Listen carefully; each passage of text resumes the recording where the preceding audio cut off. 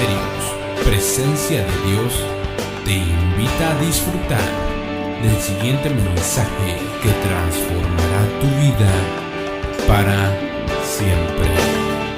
Y amén. Tenga la bondad de sentarse. Quisiera yo que fuéramos por favor al libro de Malaquías, capítulo número 4. Malaquías, capítulo número 4. Hay un video ahí que lo vamos a ver en unos minutos. Y vamos a ir a Malaquías, capítulo número 4, versículo número 5.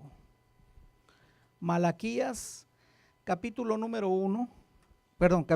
4, versículo número 5. Me dicen amén cuando lo tengan.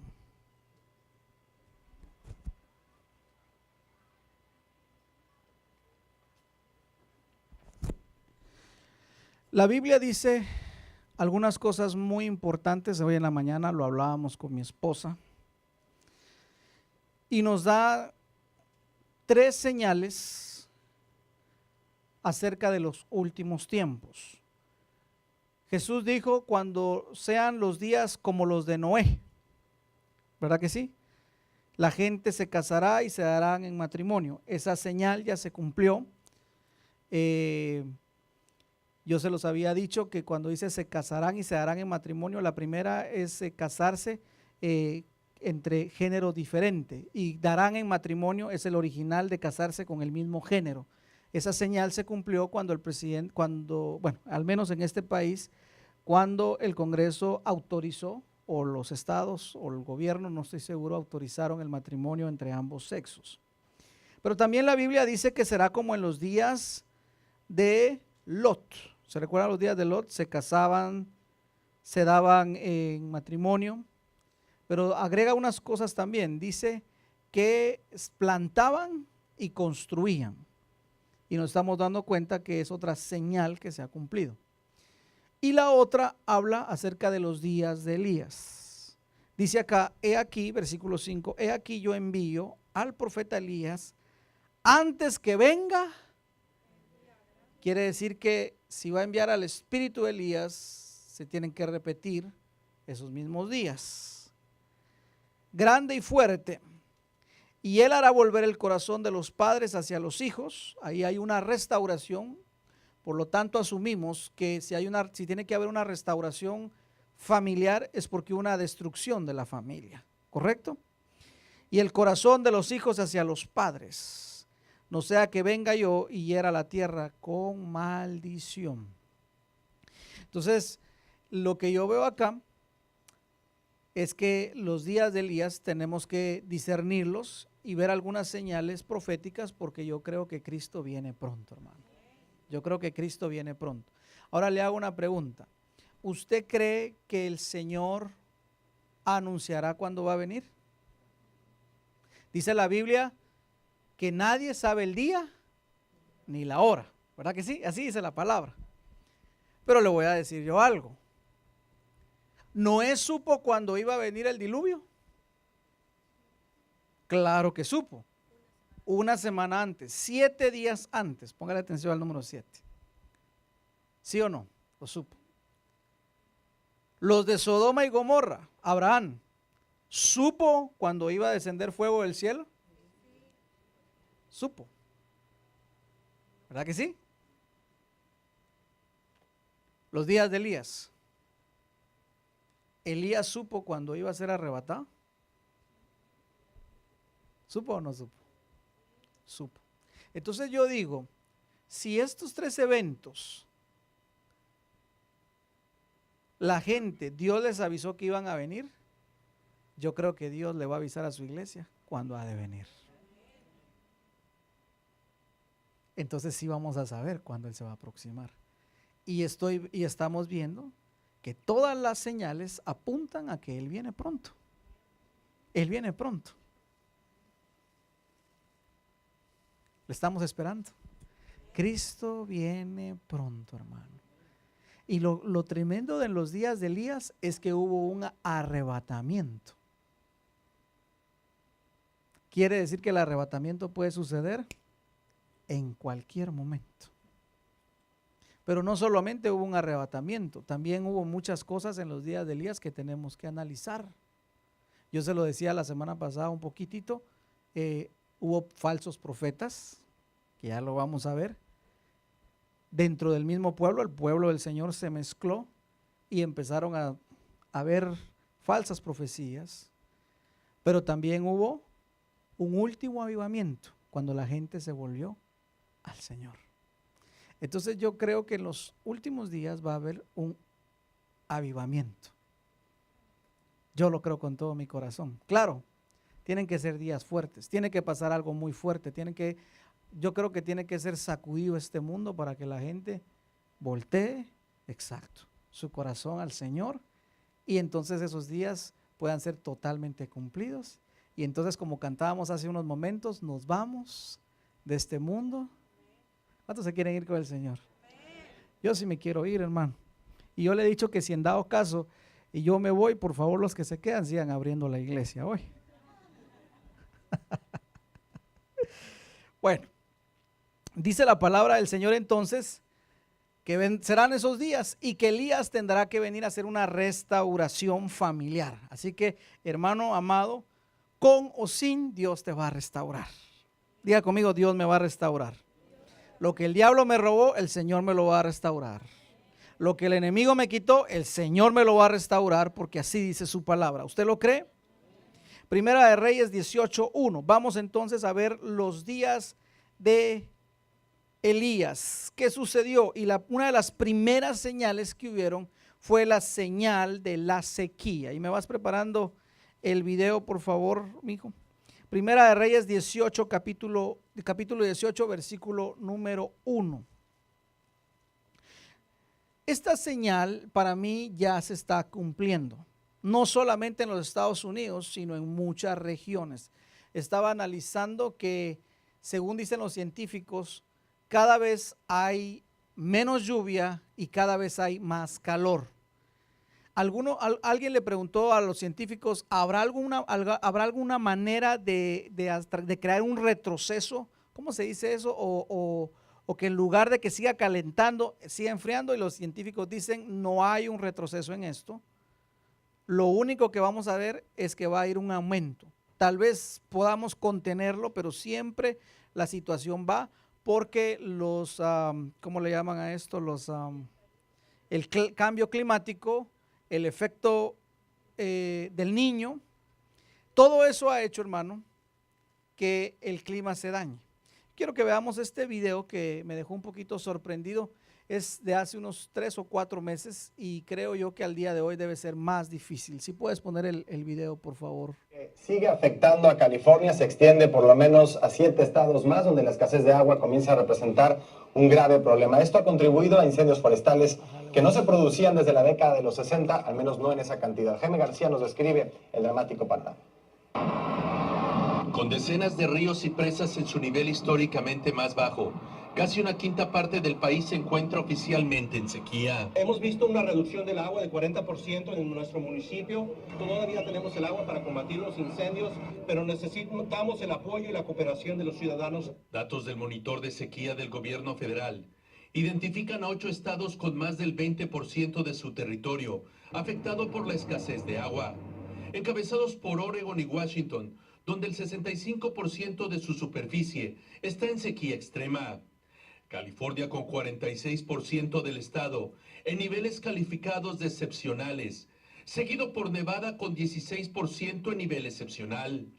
Los otros estados son Idaho, Montana, Utah y Carolina del Sur, donde la sequía es catalogada como severa, así como un fenómeno que solo se registra una vez por siglo, por lo que se han establecido medidas de emergencia para conservar el preciado líquido.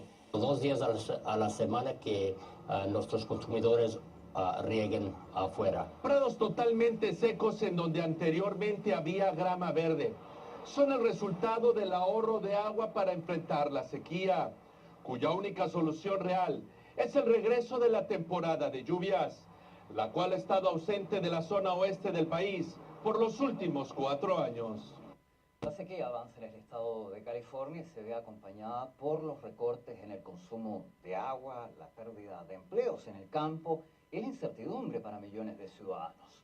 Muchos tendrán que adaptarse a una nueva realidad, ya que los expertos aseguran que la sequía ha llegado para quedarse.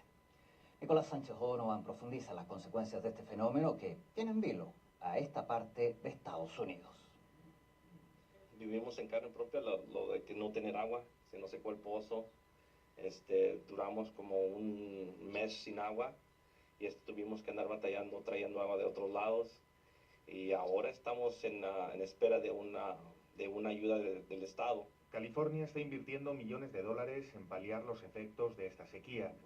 La sequía está dejando una profunda herida económica en el seno de la comunidad trabajadora de California, sobre todo en el campo. Los efectos primarios que estamos teniendo es el corte en los trabajos, en los empleos del campo. Ha habido más de 300,000 recortes en el campo porque pues al haber sequía no hay cosechas, y toda esta gente que ha estado trabajando por años pues de pronto se está quedando sin trabajo. Efectivamente, según los estudios de la Universidad Davis de California, se estima que las pérdidas económicas en el estado podrían llegar a los 2.200 millones de dólares. Además, se calcula que unas 428.000 hectáreas de tierras irrigadas quedarán no aptas para el cultivo, y que en el Valle Central de California el 75% del agua de superficie será reemplazada por agua subterránea. Sigue afectando a California, se extiende por la... Tremendo. Entonces la sequía, hermano, es una señal que ya se cumplió. Y veamos cómo sucedió en los días de Elías. Primera de Reyes 18:1. Dice que Elías había dicho al rey Acab: no va a llover hasta que el Señor no me lo diga y yo lo anuncie por mi boca. Y esa sequía duró 3 años y medio. Y en el versículo 1, entonces el Señor le habla al profeta Elías y le dice: pasados muchos días vino palabra de Jehová a Elías en el 3er año, diciendo: ve y muéstrate a Acab, y yo haré llover sobre la faz de la tierra. Fue pues Elías a mostrarse a Acab, y mira lo que dice: y el hambre era grave en Samaria.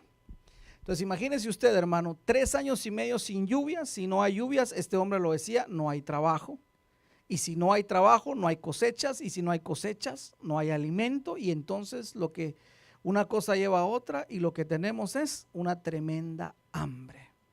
Eso era lo que estaba sucediendo en los días de Elías. Sin embargo, Dios en su infinita misericordia, porque quiero mostrarte algo, Dios había declarado esa sequía, vino como un juicio de parte de Dios el haber detenido las aguas, porque Dios es el único que dice en la palabra que Él es el que da y el que puede abrir los cielos y puede cerrarlos. Esto es bien tremendo. Por eso nosotros tenemos que entender que debemos de clamar en estos últimos días al Señor, hermano, porque todas estas señales se están cumpliendo. ¿Cuántos dicen amén? Fíjese entonces, el pueblo de Israel cuando salió de Egipto, ellos estaban acostumbrados a que su fuente de agua era el río Nilo. Pero cuando ellos llegan a la tierra prometida, a toda la tierra de Canaán, se dan cuenta que no habían ríos y que los ríos eran pocos. Y se dan cuenta que la única forma de que la tierra sea irrigada y fructificara era a través de las lluvias. Mire la gran diferencia de los egipcios que dependían del río Nilo, pero que el pueblo del Señor, cuando entran a aquella tierra, que era una tierra muy fructífera, tenía que depender 100% de la lluvia. Entonces, al igual que nosotros dependemos, nuestras vidas dependen de la lluvia del Señor, hermano. Nosotros no podemos dejar que nuestras vidas se vayan a la sequía, porque te voy a decir una cosa: aunque Dios esté derramando bendición, puede ser que nuestra tierra, nuestra vida misma, entre en una sequía, en un sequedal. Por eso nosotros no debemos permitir que nuestra vida entre en una sequía espiritual, donde entonces ya mi vida de oración vaya bajando, donde mi vida de consagración vaya mermando, y entonces en lugar de ir viendo frutos, vaya siendo lo contrario, sino que vaya en una sequía. Por eso te vuelvo y te repito, en los últimos días Dios va a traer un avivamiento, va a mandar su lluvia, pero también va a haber gente que se va a quedar como en un sequedal, detenida, estancada. Y nosotros no vamos a ser de esos. ¿Cuántos dicen amén? Sigamos viendo. Entonces, no habían cosechas, no había alimento y la situación era tremenda. Versículo 18 entonces. Viene el Señor, le dice a Elías, preséntate ante el rey Acab. ¿Cuántos se acuerdan del rey Acab? El rey Acab se casó con una mujer que era una princesa de los sidonios llamada Jezabel. Entonces él, que era un rey de Israel, se casa y hace una mezcla con una mujer que era totalmente pagana. Cuando entra Jezabel al poder, Acab era símbolo de aquel hombre aguado, de aquel hombre sin carácter, de aquel hombre que no llevaba los pantalones, que la mujer lo dominaba totalmente.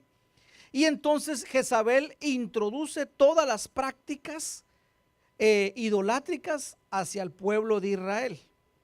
E introduce la adoración a Baal y la adoración a Acera.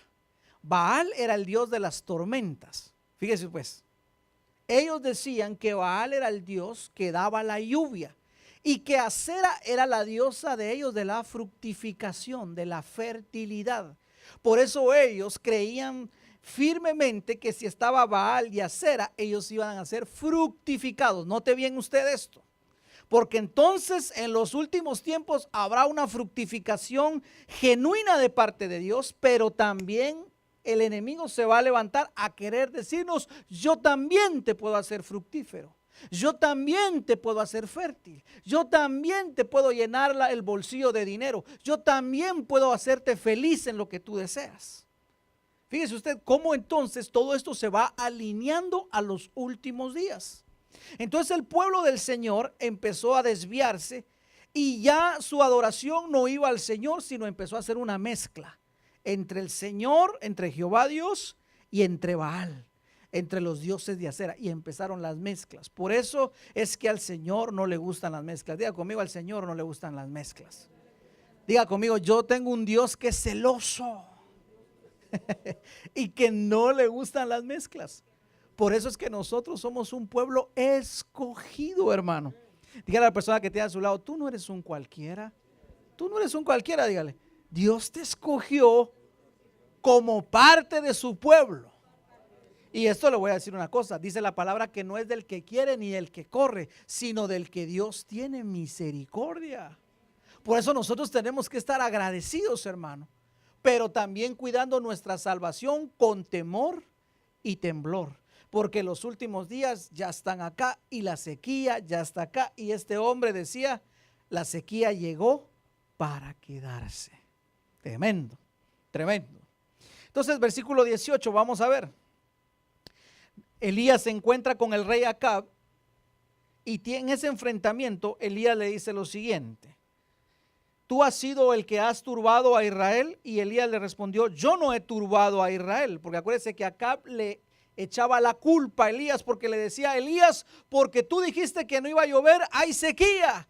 Y entonces toda esta desgracia en el pueblo es por tu culpa, Elías. Y Elías le dice a Acab, no es mi culpa, eres tú quien has desviado al pueblo de Dios para empezar a hacer mezclas y desviarlo.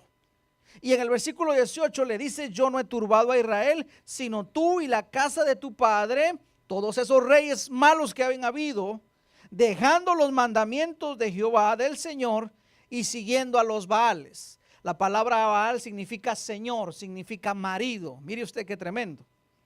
Envía pues, verso 19, ahora y congrégame a todo Israel en el monte Carmelo y a los 450 profetas de Baal, ahí están los falsos profetas, y a los 400 profetas de Acera que comen a la mesa. Mire qué tremendo. Estos profetas eran antes profetas del Señor, pero se torcieron y empezaron ahora a caminar con Jezabel. ¿Y de dónde comían ellos? Eran sustentados de la mesa de Jezabel. ¿Quién es Jezabel, hermano? Jezabel fue una reina de los sidonios, sí, que fue totalmente dominante. Jezabel representa el matriarcado. Yo le he explicado a usted que esa es una forma de esterilidad. Lo vimos hace unos días. Jezabel representa todo aquello que va en contra de la autoridad. Jezabel representa todo aquello que no se somete a la autoridad. Jezabel representa aquello que quiere dominar dominar, mangotear. Y entonces Jezabel, dice la palabra también en Apocalipsis, que seduce y enseña. Mire usted qué tremendo. Seduce y además enseña. Quiere decir que ese espíritu todavía está y va a estar en los últimos tiempos. Porque el espíritu de Elías choca contra el espíritu de Jezabel. Ya lo vamos a ver más adelante. Por eso es que nosotros, amado hermano, tenemos que discernir los tiempos que estamos viviendo y tenemos que discernir qué viene de Dios y qué no viene de Dios. Esta semana estaba en uno de los GPS y una persona preguntaba y decía, ¿cómo es posible que se puedan dar milagros? Y yo veo gente que va y le pide a San Fulano, a San Sutano, a San Goloteo, a San Cudo, y se les cumple. ¿Cómo es posible? Me decía, ¿será que entonces eso tiene poder? ¿Qué dice usted? Porque en los últimos tiempos va a haber gente que haga milagros.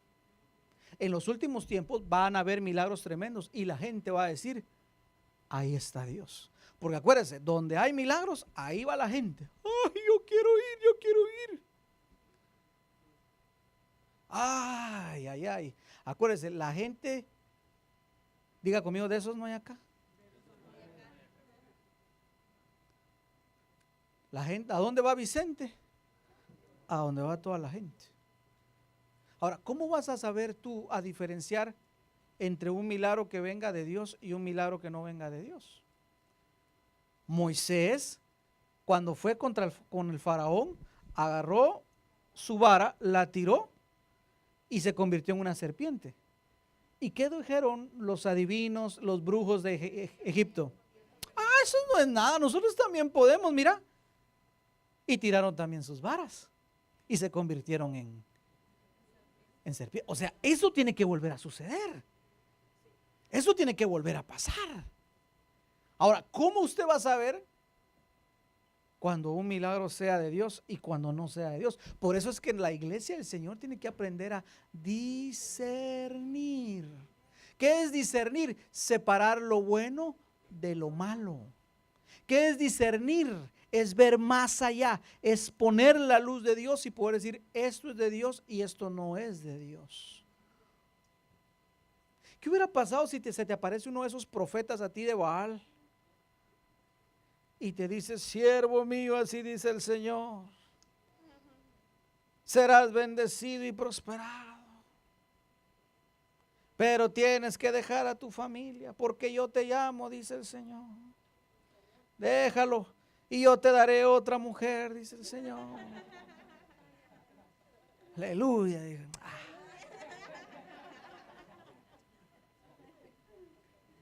¿Qué? ¿No dejas a tú? Sí, no, Dios guarde. Pero hay gente, mire hermano, yo he escuchado, yo he visto, yo lo he visto. Yo lo he visto, la otra vez una persona se me acercó, yo se lo he platicado a usted. Y me dijo, pastor, fíjese que fui allá a Miami, a aquella iglesia grande, de aquel apóstol, ¿verdad? Que tiene una iglesia muy grande. Y ahí nos habló un profeta. Y nos dijo, siervo mío, dice el Señor, sal de ese lugar porque tienes que ir a poner una iglesia. El Señor te llama y te va a dar una nueva iglesia. ¿Usted qué piensa? Me dijo. Que no es de Dios, le dije yo. Pero si fue un profeta el que me lo dijo, pero no es de Dios. Ese no es el orden de Dios. Si quieres salir de tu iglesia para ir y abrir una misión, que sea tu mismo pastor el que te envíe, no alguien que tú no conoces. Pero no le importó y lo hizo. Y de esa iglesia la destruyeron totalmente y salieron 3 iglesias más. La gente, lo más triste es que la gente después se perdió, ya no quiso hacer nada y nada de eso prosperó. Terrible, terrible, terrible, terrible, terrible. Pero la gente no sabe discernir, hombre. Y piensan que cualquiera que se levante a decir, así dice el Señor. Porque le voy a decir una cosa, es gente que también se mueven milagros. Pero dice la palabra que toda profecía debe ser juzgada. Toda profecía debe ser juzgada. Usted tiene que juzgar. No me venga a decir, es que yo no juzgo porque la Biblia dice que no hay que juzgar. No, la Biblia dice que sí hay que juzgar la profecía. Pero hay que juzgarla, no hay que menospreciarla, pero sí hay que juzgar. Y esto va a suceder, esto sucedió en los días de Elías. Y estos profetas comían y eran enseñados de la mesa de Jezabel. Gente que había caminado con el Señor se torció por otro lado. Claro, Jezabel introdujo un culto que se llamaba, si no estoy mal, ¿cómo se llamaba? Las prostitutas sagradas. La prostitución sagrada, sí. Y sus cultos era que tenían prostitutas en el altar y empezaban a fornicar. Y ese era el sacrificio para el dios de la lluvia y para la diosa de la fertilidad o de la fructificación. Y empezaban a tenerlo así. Y les decían, estas son prostitutas sagradas porque son prostitutas solo en el templo. Hasta ese nivel de degeneración llegó el pueblo de Israel. Por eso Dios se enojó tanto, hermano. Porque te voy a decir una cosa. Si hay alguien que no le quiera servir a Dios, Dios dice, está bien. Yo no voy a obligar a nadie. Pero si hay algo que a Dios sí le molesta, es cuando uno quiere hacer mezclas. Puede venir alguien y dice, Señor, yo no quiero nada contigo. El Señor le dice, ok, no te hago nada. Yo sigo siendo Dios. Pero cuando hay alguien que conoció al Señor y ahora quiere hacer mezclas, ahí sí Dios se molesta, hermano. Ahí sí hay problemas. Diga conmigo, ahí sí hay problemas. Porque a Dios no le gustan las mezclas, hermano. Ay, es que ¿quién no, hermano? ¿A quién le gustan las terceras personas en su matrimonio? Nadie, ¿verdad que no? Entonces, sigamos viendo.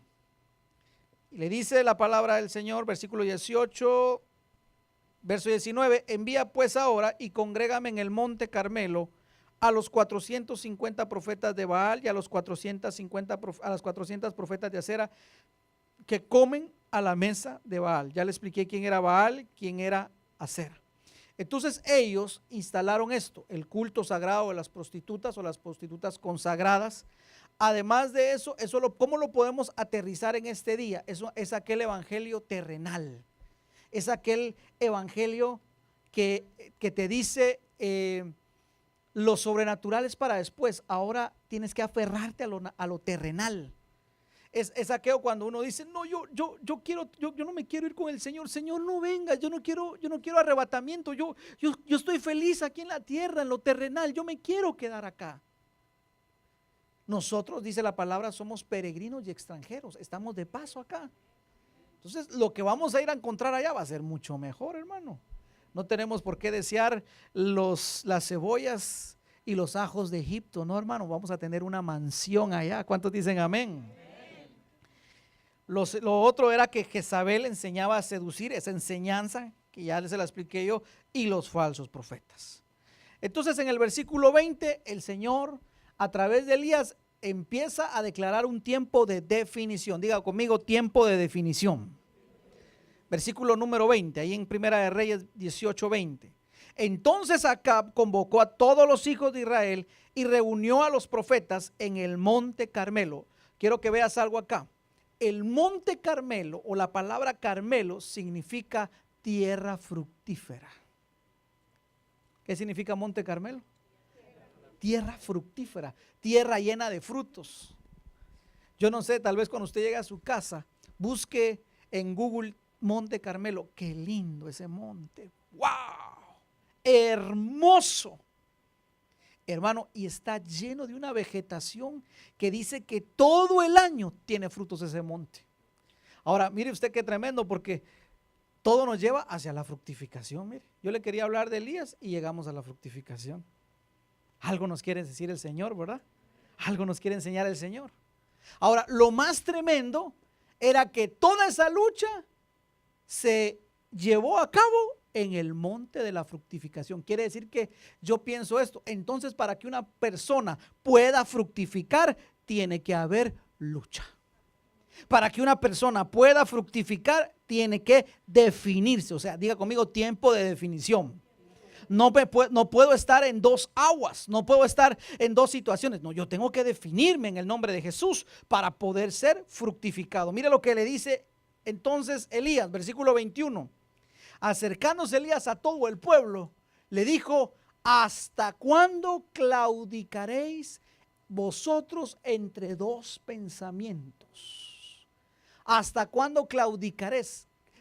Claudicarán. Claudicar significa fracasar. ¿Hasta cuándo fracasarán entre dos opiniones, entre dos pensamientos? Eso es lo que te estoy diciendo. Cuando llegó Baal, cuando ellos conocían a Jehová Dios, al Rey de Reyes, al Eterno, y cuando se metió la introducción a Baal. Entonces ellos empezaron a estar entre dos pensamientos, no se definían. Y hermano, para que uno pueda vivir en un tiempo de fructificación, uno tiene que definirse. Ahora, ¿cómo traemos esto a nuestros días, pastor? Yo no puedo estar unos días conectado con Dios y otros días en la carne. Unos días orando y me levanto temprano y buscando al Señor, y otros días peleando con todo el mundo, peleando en la casa, peleando en el trabajo, peleando en la escuela, peleando con uno mismo en la carne. O sea, no podemos ser fructificados así, porque estamos fracasando, estamos claudicando entre dos pensamientos, entre dos vivencias. Oh, bueno, yo creo que unos días voy a vivir consagrado, pero otros días como que se me bajan las revoluciones y le bajo a la situación. Hermano, eso nos lleva a fracasar, porque lo que estamos haciendo es una mezcla entre lo espiritual y lo carnal. Entonces nos va a pasar lo de Romanos 7 que decía el apóstol. ¿Cómo decía el apóstol? Ay de mí, ¿verdad? Que soy espiritual, pero me agarra la carne. Pero uno sí puede someter la carne. ¿O no se puede someter la carne? Claro que se puede, hermano. Podemos someter nuestra carne. Podemos en el nombre de Jesús someter la carne. Pero primero hay que tomar una decisión. Y cuando tú tomas una decisión, ya no pones tus sentimientos, ya no pones tus deseos, ni aún tus pensamientos. Tú dices, esto es lo correcto y yo hago lo correcto. Y ese era el asunto por el cual el pueblo de Dios no podía fructificar, sino que fue un tiempo de destrucción. ¿Hasta cuándo andarán en dos pensamientos? ¿Sabe cómo esto de dos pensamientos a qué se asemeja? A la persona de doble ánimo. Tiene una mente dividida y le ataca. Y yo le he dicho a usted que uno de los últimos, uno de los enemigos más fuertes de la iglesia es el doble ánimo. Como que a veces sí nos animamos y decimos, hoy sí voy a buscar al Señor, pero después de unos tiempos ya no. Hoy sí voy a hacer lo correcto, pero después vuelvo a lo mismo. No, hermano, dice la palabra que debemos de ser perseverantes, que debemos de ser constantes. Me llama la atención algo, porque cualquier persona puede decir, pastor, pero es que yo no soy perfecto. Es verdad, pero no te desanimes porque no eres perfecto. Lo que Dios anhela de ti es que seas constante. Lo que Dios anhela de ti es que perseveres. ¿Y qué significa perseverar? Aunque te caigas, levántate y sigue adelante. Aunque tus sentimientos no quieran, levántate y sigue adelante. Porque los que tienen perseverancia, fe y constancia conquistan las promesas, dice Hebreos. Entonces nosotros tenemos que conquistar todas esas promesas de fructificación. Y yo veo una lucha en ese monte de la fructificación, hermano, entre lo que sí y lo que no, entre lo que sí y lo que no. Y el pueblo de Dios, ¿sabe qué decía? Callados. ¿Qué dice el versículo? ¿Hasta cuándo claudicarán entre dos pensamientos? Si Jehová es Dios, seguidle. Y si Baal es Dios, vayan entonces pues. Si Él es el Dios de la fructificación, si Él es el Dios de la lluvia, síganlos. Pero ¿sabe qué hizo el pueblo? Calladotes, hermano. Ahora, ¿por qué estaban calladotes? Porque no sabían discernir. Porque no sabían discernir, porque había una lucha. Yo creo que Dios es bueno, pero también aquello es bueno. Yo creo que Dios lleva mi futuro, pero también puedo leer el horóscopo para ver qué dice Walter Mercado y las estrellas. No hay una definición. Yo creo que venir a la iglesia es bueno, pero también ir a la playa los domingos es bueno. Hermano, claro que las dos cosas son buenas, pero hay una prioridad en nuestra vida. Yo no le estoy diciendo que no vaya a la playa, vaya a la playa, pero primero es lo primero. ¿Quién es primero? El Señor. ¿Cuántos dicen amén?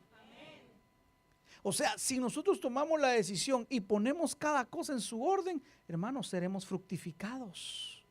Pero el pueblo de Dios dice que no respondió palabra alguna. Hermano, el que calla, otorga. No sabían discernir. Sigamos viendo. Vamos un poquito más adelante. Versículo número 26. Entonces Elías les dice, traigan ustedes un toro, un novillo, un buey, perdón, colóquenlo ahí, pónganlo, prepárenlo, ustedes son más, comiencen a ustedes a hacer un sacrificio. Y el Dios que responda por fuego, a ese es al que vamos a servir. Ese será el Dios verdadero. Entonces dice la palabra, versículo 26, y ellos entonces tomaron el buey que les fue dado y lo prepararon e invocaron el nombre de Baal desde la mañana hasta el mediodía. ¿Cuántas horas habrán, hermano, desde la mañana hasta el mediodía? Imagínense que fueran 6 horas, 8 horas, invocando el nombre de Baal. Y le gritaban, Baal, respóndenos.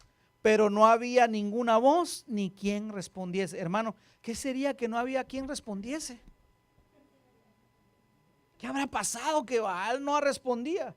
Y entonces viene Elías y mire lo tremendo. Y dice, ellos andaban saltando. Otra versión, ¿sabe qué dice? Que estaban danzando. Ah, Satanás también danza. ¡Claro! Ah, mire qué tremendo. Es que ese es un copión y medio. Andaban saltando. La Biblia de las Américas dice danzando, creo yo, ¿no? Hacia ahí se ve, respondiendo, danzando alrededor de ellos, invocando a Baal. Pero no sucedía. Verso 27. Y aconteció que al mediodía, que Elías se burlaba de ellos diciendo, griten más fuerte, porque tal vez se quedó durmiendo Baal. Es un poquito flemático y no hay modo que se levante. O a lo mejor tiene algún trabajo, está a lo mejor meditando, o tiene algún trabajo y anda muy ocupado, o ya se fue de su camino. Tal vez duerme, hay que despertarle. Otra versión bien tremenda dice, está en el baño. Y por eso no, sí. El 28 lo dice. ¿Qué dice?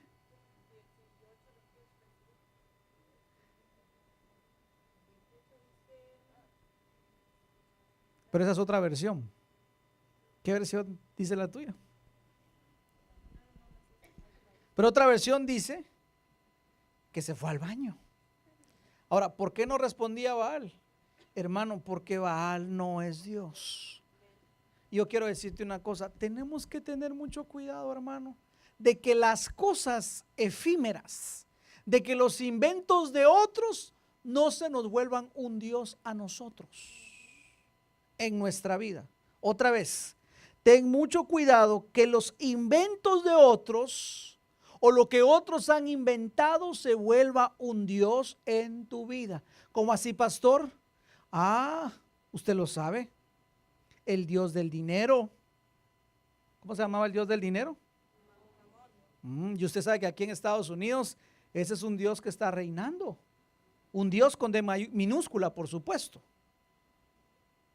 Pero usted sabe que acá el dinero. Tenga cuidado de que el dinero no se le vuelva un Dios. ¿Aló? ¿Y sabe cómo se le puede quitar eso? ¿Sabe cómo se quita eso del Dios mamón? Cuando usted le da a Dios. Por eso cuando usted le da a Dios y todavía le duele, ay, ahí está todavía como la colita de mamón ahí usted. Pero cuando usted da con alegría, por eso dice el Señor, yo amo al dador alegre. Cuando aquel toma y dice, no, yo no me voy a quedar con lo que es del Señor, yo le voy a dar a Dios lo que es tuyo, yo te voy a dar lo que es tuyo, y con alegría. Y cuando usted pasa y dice, Padre, gracias porque me has bendecido esta semana, con todo gozo, con todo agradecimiento te entrego acá, Señor, no me lo voy a robar, no me lo voy a clavar, Señor, aquí está mi Dios. Usted ahí agarra mamón y lo pisotea.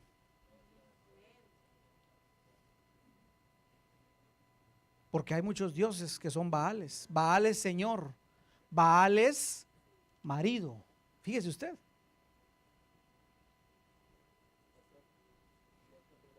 ¿Cómo dice la versión? ¿Qué versión es? La versión del lenguaje actual dice, al mediodía Elías se burlaba de ellos y les decía, griten más fuerte. ¿No ven que él es Dios? A lo mejor está pensando o salió de viaje. Quizás fue al baño. Tal vez está dormido o tiene que despertarlo. Andaba en el baño Baal.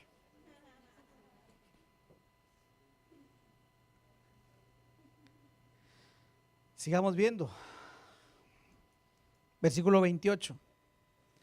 No solamente era una mentira, no solamente era una farsa, sino que además de eso, le enseñan a la gente a dañarse. Dice la palabra, y clamaban a grandes voces y se sajaban con cuchillos y con lancetas conforme a su costumbre hasta chorrear la sangre sobre ellos. Esto es algo que seguimos viendo hoy por hoy, hermano. Gente que dice, no, es que yo voy a crucificar la carne, y le dan duro, y se dan duro, y se dan duro, y se dan duro. A eso no nos ha llamado Dios, a destruir el cuerpo. No, si nuestro cuerpo es templo del Espíritu Santo. Dios lo que quiere es que nosotros cambiemos nuestro corazón, pero que no destruyamos el cuerpo. Pero usted se da cuenta que hay gente que sí es así. La otra vez me topé con uno que decía, yo no como carne, yo solo como algunas cositas para no destruir la tierra, me dijo. Uno de esos loquitos de aquellos de los hindús y toda esa onda, ¿no? Y la Biblia dice en Colosenses que nadie nos juzgue por nuestro comer. Si lo que el Señor quiere es nuestro corazón, que haya un cambio, hermano. Claro, tenemos que cuidar nuestra salud, obviamente, pero tampoco llegar, hermano, hasta chorrear. No es que me voy a sacar sangre, porque entonces Baal me va a contestar, Baal, mira, tenés lástima de mí que ya me estoy desangrando por acá, mira Baal. Y Baal, nada usted. ¿Hasta dónde puede llegar la gente hoy por hoy, hermano?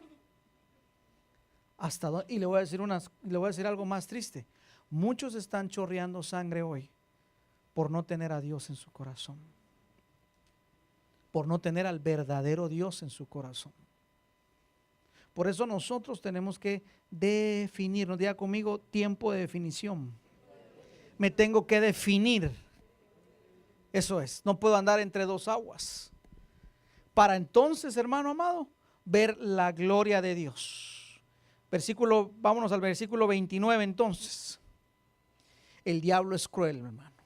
Por eso hacía que esa pobre gente se dañara, se lastimara. Pero Dios es bueno, vino a darnos vida y vida en abundancia. Dicen amén. Verso 29, pasó el mediodía y ellos siguieron gritando frenéticamente hasta la hora de ofrecerse el sacrificio, pero no hubo ninguna voz, ni quien respondiese, ni quien escuchase.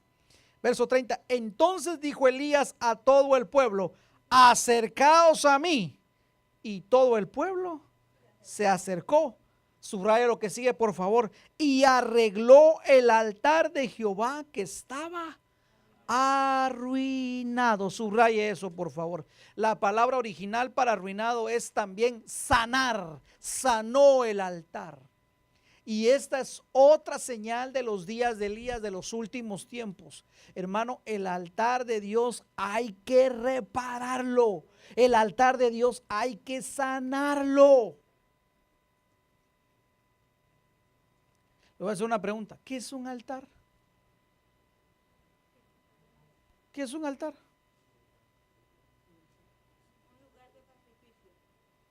Más o menos.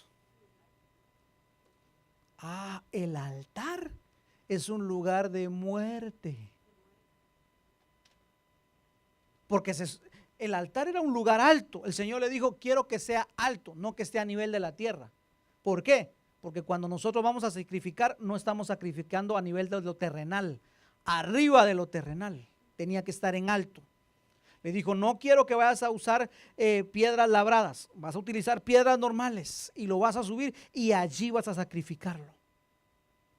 Pero ¿qué era lo que había que sacrificar ahí? Era un lugar de muerte. Entonces cada vez que nosotros venimos acá al altar, porque este es el altar, hermano, pero ¿a qué venimos al altar?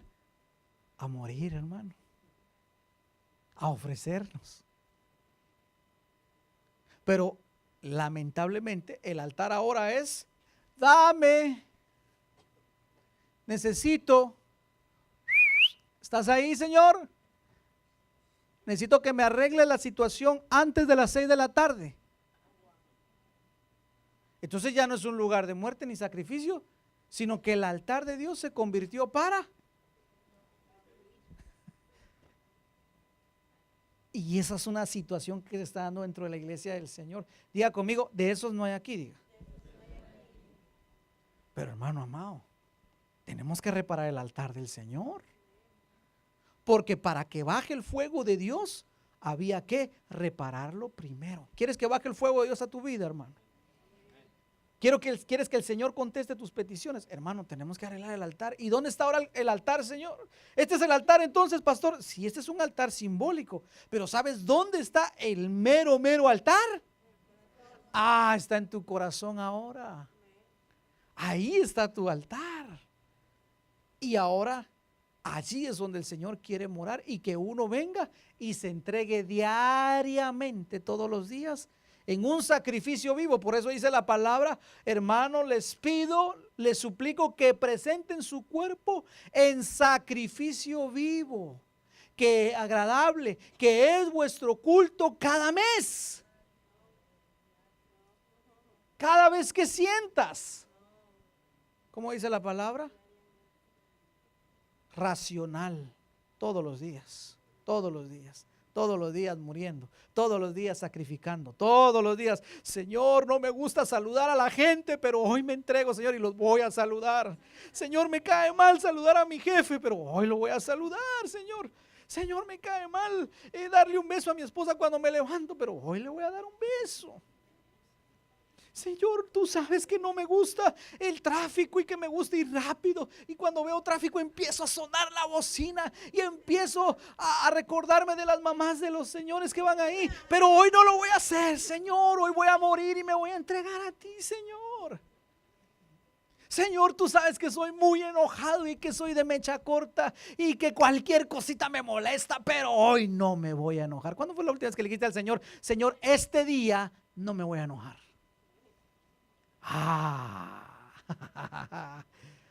Ahí sí le hice la quebradora, hermano. Ahora sí le hice la quebradora. Ahora sí lo agarré, ¿verdad? Mire, ese sacrificio sería bueno que le dijéramos al Señor, Señor, hoy en este día ayúdame de enojo. Te prometo, y dígale así, hermano, te prometo que este día no me voy a enojar, Señor. O al menos no voy a gritar, Señor. Pero el que el Señor promete que no se tarde en cumplir. Ese sería un buen ayuno. ¿Qué le parece este? No Facebook. Ya veo que se lo estoy poniendo más difícil todavía, ¿va? No Facebook, no Snapchat, ¿cómo se llama? No Twitter, no YouTube, nada. No, Copa América, sí es cada 4 años, eso sí se puede. Como ayer perdió Colombia, va usted, va. Ni modo. Bueno, hermanos, por favor, otra vez espirituales, hermanos. Dejemos los terrenal por ahí, hermanos. Pero eso son sacrificios que le agradan al Señor, hermano. Entonces, usted y yo debemos de ir a las áreas débiles, a las áreas flacas que tenemos y decirle: Señor, este día yo te lo entrego a ti, Señor. Dame las fuerzas, dame tu Espíritu Santo, para que esa área que me hace falta te la pueda entregar en este día, Señor. Ese es el sacrificio, eso es arreglar el altar, hermano. Porque ¿sabe qué? Cuando ellos llegaron y encontraron el altar de Baal, el altar estaba nítido. Pero el altar que había sido antes para el Señor, otras versiones dice, estaba destruido. Entonces quiere decir, porque le voy a decir lo que hizo Jezabel. Jezabel decía: aquí está el altar del Señor. Bueno, derrumben este altar y ahora ponemos el altar a Baal y ponemos el altar a Acera. Y donde había altares que eran para el Señor, los habían destruido y habían puesto el de Baal y el de Acera. Entonces todo el pueblo, cuando iba y se recordaba: ay, ¿te recordás que allá en la Sexta Avenida 3-20, ahí había un altar? Sí, ahora ya no está el del Señor, ahora está el de Baal y Acera. Pues ofrezcámosle. Entonces al final es lo mismo. Los dos fructifican. El altar del Señor estaba destruido. Entonces hay que repararlo. Diga conmigo: yo tengo que reparar el altar para poder ver la fructificación. Oh, gloria a Dios. Hay que sanar ese altar, hermano. Hay que sanar el altar. Entonces, ¿cómo se sana el altar? Hermano, ¿qué se sacrifica en un altar? ¿Qué se sacrifica en un altar, hermano? Exacto. ¿Pero de qué calidad? De lo mejor. Esa debe ser nuestra mentalidad. Yo le voy a dar al Señor lo mejor. Y lo que más me cuesta, lo que más alto que está, también eso se lo voy a entregar y lo voy a llevar para que muera en ese altar. Eso se sana entonces el altar del Señor, y el altar está en nuestro corazón. Van a haber luchas, definitivamente. Ahora me llama la atención que en el Monte Carmelo, en el monte de la fructificación, habían pasado varias cosas, hermano, que siempre son como unos obstáculos para que uno fructifique. Y encuentro que el altar de Dios estaba destruido en el Monte Carmelo. El altar del Señor destruido en el monte de la fructificación. Nabal, ¿cuántos se acuerdan de Nabal? Vivía en el Monte Carmelo. ¿Se acuerdan de Nabal? Aquel insensato. ¿Cuántas mujeres se acuerdan de Nabal? ¿Cuántas quisieran casarse con un hombre como Baal? Nabal. ¿Se acuerda de Nabal? No. ¿Qué significa Nabal? Insensato, tonto, bruto, terco. Lo peor de lo peor. Y le voy a decir una cosa: esos Nabales estaban en el monte de la fructificación. ¿Cómo es posible usted? Explíqueme cómo una persona como Nabal puede estar en el Monte Carmelo, el monte de la fructificación. Entonces quiere decir algo: nos vamos a tener que encontrar algunos Nabales en el camino. ¿Cuál es ese Nabal? Yo creo que hay Nabales hoy en día, o no hay Nabales. Primero que todo, la señal de Nabal era estéril. Nabal era estéril, era un hombre estéril, porque cuando él murió, su esposa Abigail, o su ex esposa Abigail, viuda de Nabal, tuvo hijos. Quiere decir que el culpable era Nabal. Sí. Entonces Nabal era el que es estéril, nada le sale bien. Es aquellos hombres que dicen, aquellos hombres que pueden llegar y decir: ¡ala, mira qué mujer, qué fructífera está! Tiene apartamento, tiene casa, trabaja, es esforzada, sabe cocinar, sabe planchar. Con esa me quiero casar yo para tener todo eso. Ay, por supuesto, sexo, ¿verdad? Y yo aquí en la casa sin hacer nada. Ay, que viva Nabal. Mujer, no vaya a ser tontita, hombre. Porque en el monte de la fructificación aparecen los navales. Y puede haber también mujeres que sean así, pues. Y Jezabel, bueno. Pero también en el monte Carmelo, ¿sabe quién levantó una estatua en el monte Carmelo, hermano? Nada más y nada menos que Saúl. ¿Sabe quién se rebeló en el monte Carmelo? Saúl. ¿Y qué significa Saúl, hermano? Aquel que es alto, aquel que es orgulloso, aquel que es altivo, aquel que dice, no, es que yo tengo experiencias más espirituales que vos. Vos no sabes nada de Biblia, yo sí sé. Aquel que dice, no, yo soy mejor que vos. Ese es Saúl. Espíritu de competencia. ¿O no era Saúl así? ¿Qué era lo que lo enojaba más a Saúl? Cuando las hermanitas de danza pasaban. Estaban las hermanitas de danza. Con un discernimiento usted. Porque decían, Saúl mató a 1000 y David a sus 10,000. Pero ¿qué era lo que estaban diciendo ahí? Lo que estaban diciendo es, cuando estos dos se juntan, hacen grandes barbaridades al enemigo. Eso es lo que estaban diciendo. Pero el otro, como era bien Saúl, empezó, no, ¿cómo que yo solo 1000 y aquel 10,000? No, ahí sí no, yo soy el mero tata acá. Y la gente me tiene que reverenciar a mí, no a David. Y agarró la lanza y vámonos pues. Pero el hombre era falto de discernimiento. Ese era otro premio mayor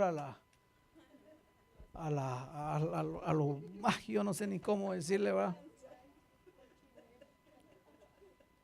Terrible, o sea, mire usted entonces, Saúl también se aparece en el monte Carmelo, en el monte de la fructificación. Claro, no se había decidido. Usted ya tomó su decisión. Ya se decidió, hermano.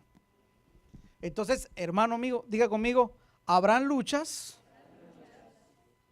para fructificar. Habrán luchas en el monte de la fructificación. Van a haber luchas. Cuidado con Nabal, cuidado con el espíritu de Saúl.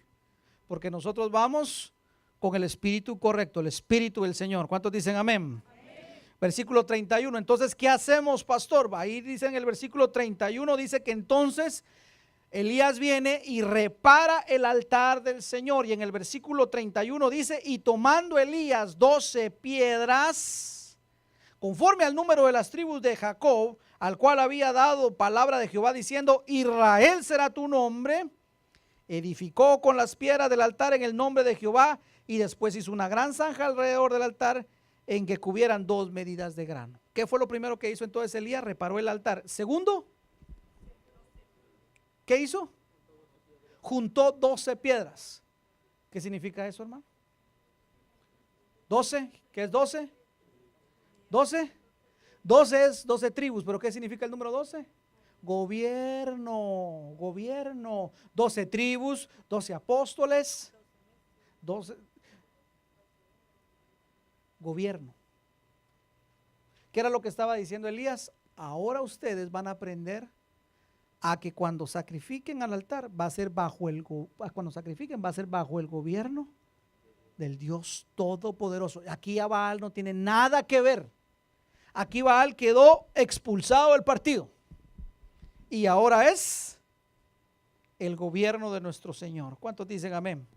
Y usted sabe la historia. Viene Elías, le ponen agua al altar. Y Elías entonces clama y dice, Dios de Abraham, de Isaac y Jacob, hágase manifiesto ahora que tú me has enviado a hacer esto. Y hermano, cayó fuego de Dios y consumió todo el holocausto. Y dice la palabra que el agua que corría alrededor también la lamió el fuego, hermano. O sea, no quedó nada. En pocas palabras, fue sacrificio acepto delante del Señor. Cuando nosotros reparamos al altar, nos definimos, reparamos el altar. Y además de eso, hermano, le creemos al Señor, el Señor se glorifica. Y como consecuencia entonces, hermano, dice la palabra que Elías dijo, agarren a los profetas tramposos y de una vez, ¡ay, qué tremendo! ¿Por qué hizo Elías eso, hermano? Imagínense, ¿por qué lo hizo? ¿Será que se le salió el espíritu de Isis a Elías o qué? ¿Por qué lo hizo?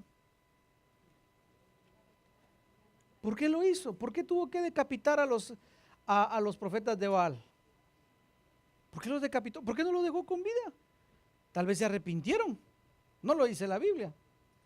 Pero hay una sola razón por lo que le hizo. Número uno, en obediencia a lo que había dicho Moisés. No va a haber en tu pueblo falso profeta. Lo vas a liquidar. Y número dos, hermanos, si los hubieran dejado ahí, esos mismos hubieran otra vez vuelto a caer y hubieran contaminado otra vez al pueblo. Así que había que, definitivamente, de raíz. Al pecado hay que cortarlo de raíz, hermano. Amén. Versículo 38, vamos cerrando entonces, hermano. ¿A qué te quiero llevar, hermano amado? A esta parte te quería llevar. Dice el versículo 38, entonces cayó fuego de Jehová y consumió el holocausto, la leña, las piedras y el polvo, y aún lamió el agua que estaba en la zanja. Verso 39, viéndolo todo el pueblo, se postraron y dijeron, Jehová es Dios, Jehová es Dios. Entonces Elías dijo, prended a los profetas de Baal para que no escape ninguno, y los prendieron y los llevó a Elías al arroyo de Sison, y ahí los degolló. Verso 41, entonces dijo Elías a Acab, sube, come y bebe, porque una lluvia grande se oye. Entonces, una vez que sucedió eso, empezó a venir la lluvia de Dios. La lluvia que riega la tierra y que trae fructificación. Entonces te hago una pregunta, ¿quieres la lluvia de Dios? ¿Cómo está tu terreno? ¿Será que está seco? ¿Será que está árido? ¿Será que tu tierra está lista para seguir recibiendo semilla y llevar más fruto? ¿O será que unas partes están verdes y otras partes están secas? Porque lo que el Señor quiere es mandar la última lluvia en los últimos tiempos, que sea una lluvia que produzca, que riegue la tierra y que produzca muchos frutos. Por eso esa batalla se dio en el Monte Carmelo, donde el pueblo tenía que aprender a fructificar. ¿Cómo está su tierra, hermano? ¿Cómo está nuestra tierra? ¿Cómo está nuestro altar? ¿Será que está derribado? ¿Será que está listo? El Señor quiere hacer cosas nuevas en nuestra vida, hermano. Quiere que nuestra vida sea fructífera, de bendición. Pero, hermano, tenemos que definirnos. Dígale a la persona que esté a su lado, me tengo que definir. Y tú también. Definámonos en lo que hemos estado. Y lo que hemos dejado ahí, lo tenemos que terminar en el nombre de Jesús. Vaya conmigo a Mateo 17:11 y con esa terminamos. Los días que vamos a vivir son los días, que estamos viviendo son los días de Elías. Y los días de Elías, hermano, serán días de restauración, donde Dios restaurará todas las cosas. También lo dice en el libro de Hechos, todas las cosas tendrán que ser restauradas. Por eso, iglesia linda, síguete embelleciendo, cuídate para el Señor. No dejes que Baal entre en tu vida, no dejes que Mamón entre en tu vida, no dejes que tu tierra se vuelva árida, porque los días que vienen son días de restauración. Versículo 17 dice, respondió Jesús y les dijo, a la verdad, Elías viene primero y restaurará.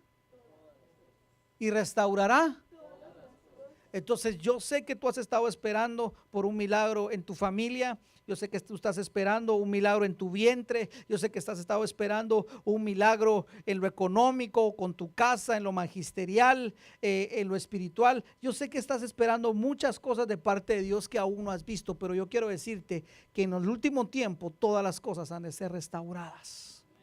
Pero para que nosotros podamos ver eso, hogares restaurados, tu hogar va a ser restaurado.